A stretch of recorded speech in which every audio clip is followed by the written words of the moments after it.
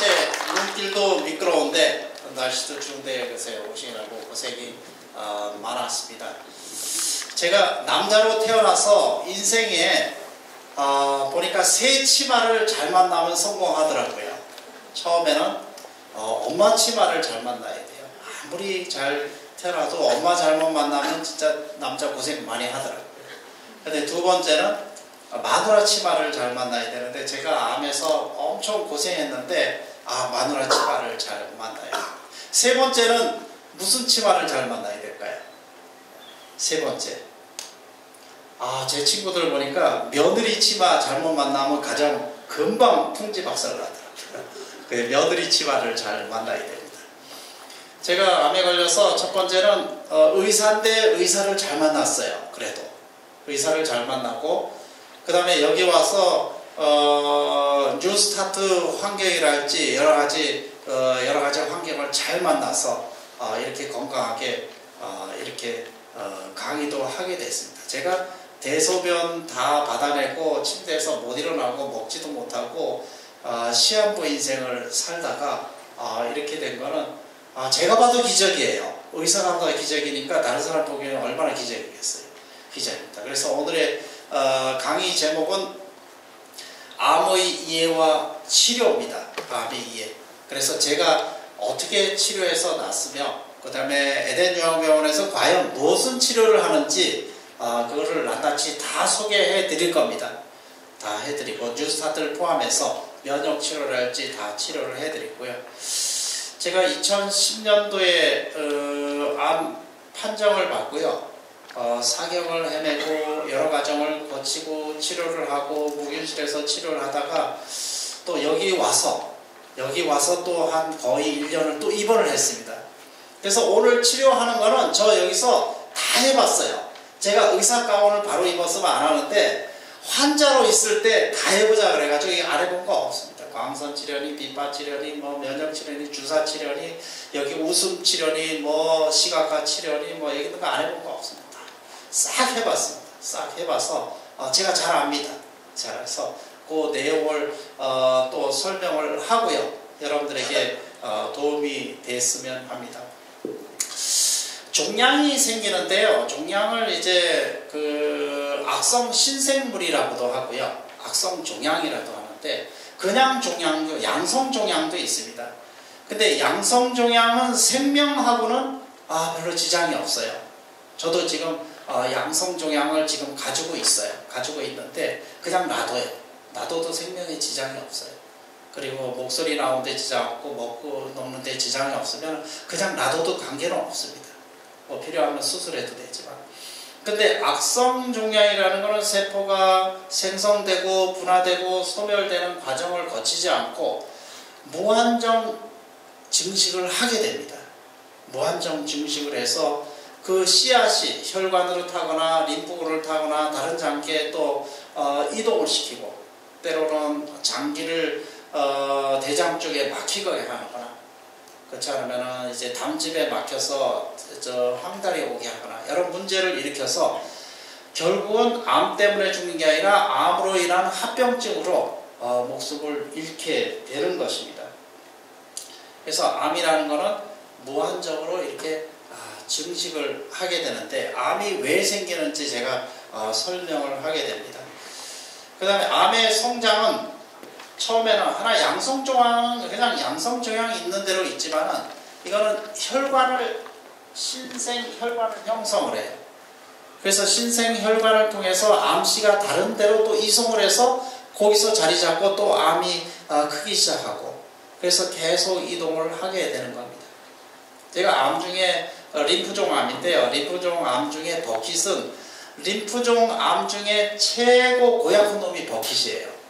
버킷이라는 암종인데 보통 림프 항암제보다 훨씬 강하게 쓰는 그런 종입니다. 근데 제가 목으로 왔어요. 목으로 왔는데 그거를 이제 방치하고 잘못했다가 그게 이제 부신으로 가고, 부신에다 가만 놔뒀더니 간으로 가고, 이렇게 해서 여러 장기를 이렇게 번지는데, 이런 암은 다른 장기로 번지는 이런 습성이 있습니다. 암을 일으키는 요인은 여러 가지가 있어요. 유전적인 요인이라는데 유전적인 요인은 5%밖에 안 돼요. 그래서 암을 일으키는 것은 세 가지로 나눠요. 첫 번째는 부모로부터 물려받은 유전자. 자기가 아무 관계없이 부모로부터 물려받은 유전자. 그 다음에 타이피스트가 아무리 타이프를 많이 잘 치더라도 오타가 있어요, 없어요? 있어요. 그래서 유전자가 복제를 하는데 간헐적으로 돌연변이 유전자가 있어요. 그게 씨앗이 커서 암이 생기는 경우가 있고, 세 번째가 이런 내용입니다. 세 번째가 발암물질, 그 다음에 환경오염, 그 다음에 방사능 물질, 그 다음에 바이러스, 이런 요인에 의해서 암이 생기는 요인이 가장 많이 있습니다. 그래서 암이 발생하기 위해서는 1cm가 암세포가요, 몇 개냐면 10억 개, 0.1cm를 1억 개라고 보면 돼요. 1cm가 10억 개예요. 그래서 내 몸에 전부 암세포가 있다면 60조개예요. 왜냐하면 1g이, 1cm가 1g인데 제 몸이 60kg라고 생각하면 60조개가 되는 거예요. 그래서 10억 개가 되기 위해서는, 1cm가 되기 위해서는 몇 년이 걸리냐면 적어도 10년 이상 걸려요.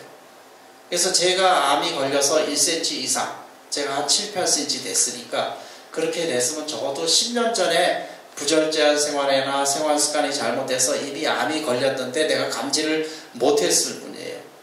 아이러니하게도 요사이 CT나 뭐 하더라도 CT가 1cm, 뭐 작아도 0.5cm를 이렇게 잘라서 커트해서 찍기 때문에 그 사이에 있으면은 발견 못해요.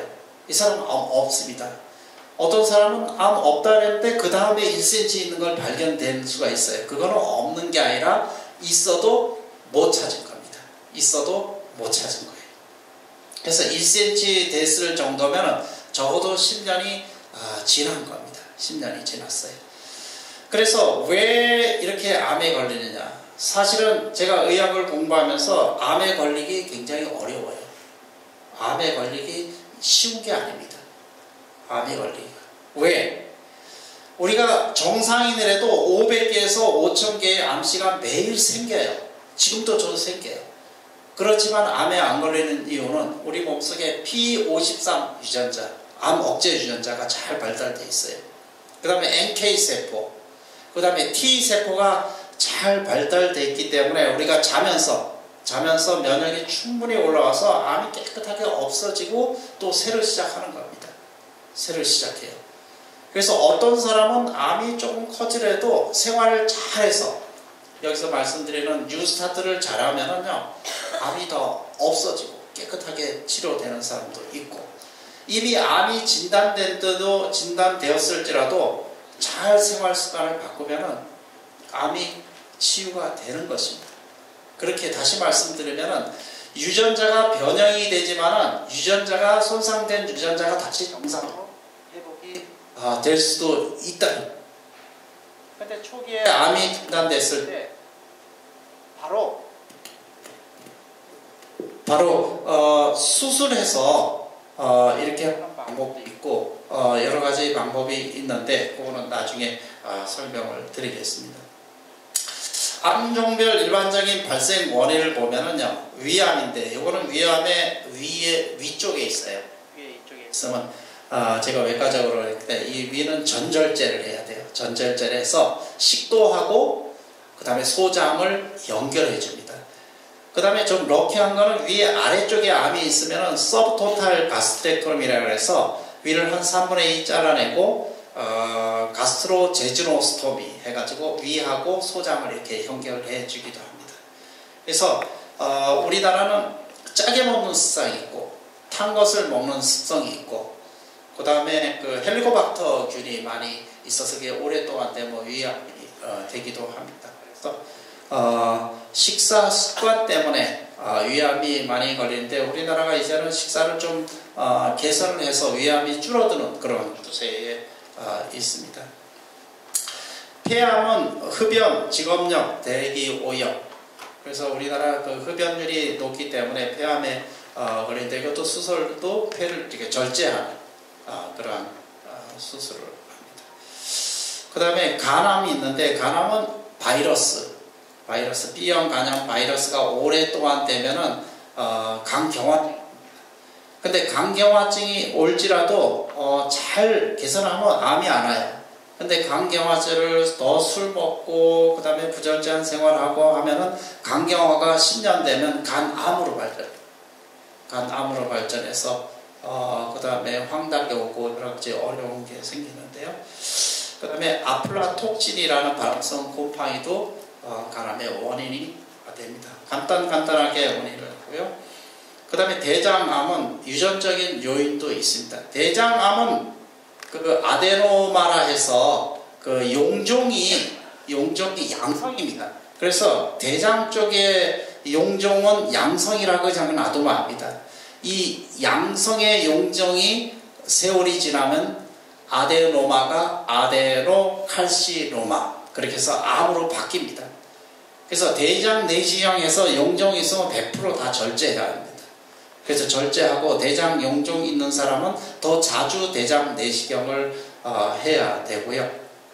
대장 쪽에 암이 있는 거는 수술 방법이 여러 가지 있습니다. 주로 오른쪽에 있는 거는 그냥 콜렉토미 해가지고 대장을 잘라내기도 하지만은 직장 쪽으로 있는 게 좀 위험합니다. 직장 쪽으로 있는 사람들은 직장을 다 걷어내고 인공항문을 달 수밖에 없는 그런 수술을 해야 되는데 현재는 직장 쪽에 암이 가장 많이 있습니다. 거기 한 80% 정도가 직장 쪽에 있기 때문에 위험성이 있습니다. 그 다음에 요사이 한국에 여성 유방암도 많이 있습니다. 유방암은 그 여성 호르몬이 너무 많아서 문제이고요. 남성 호르몬도 많으면은 또 그것도 전립선 암의 위험성이 있고요. 여성 호르몬이 너무 많으면은 유방암, 자궁암 뭐 이런 쪽에 있습니다. 그래서 유방암의 원인이 비만, 그 다음에 고지방식 이런 쪽이 있는데 그 전에 저희가 수술하는 거 배울 때는요. 그 겨드랑이 부위를 다 걷어내기 때문에 수술이 굉장히 모디파이 라디컬 마스텍토미 해가지고 굉장히 컸습니다. 그래서 이거 손을 들지를 못했는데 이제 기술이 점점 발전해서 간단하게 수술만 하고 그 다음에 다른 치료를 이렇게 하는 걸로 바뀌었습니다. 바뀌고 요사이는 보형물을 넣어서 여성들이 어떤 프라이버시를 개선하는 그런 수술이 많이 발달되었습니다. 그 다음에 자궁경부암인데 인두, 유두, 바이러스 간암 마찬가지로 바이러스가 걸리면은 이렇게 자궁경부암이 발생하고 여러 상대의 손 파트너가 됐을 때도 자궁경부암인데 자궁은 TAH라 해서 그 자궁을 전부 드러내는 그러한 시술을 하고 있습니다.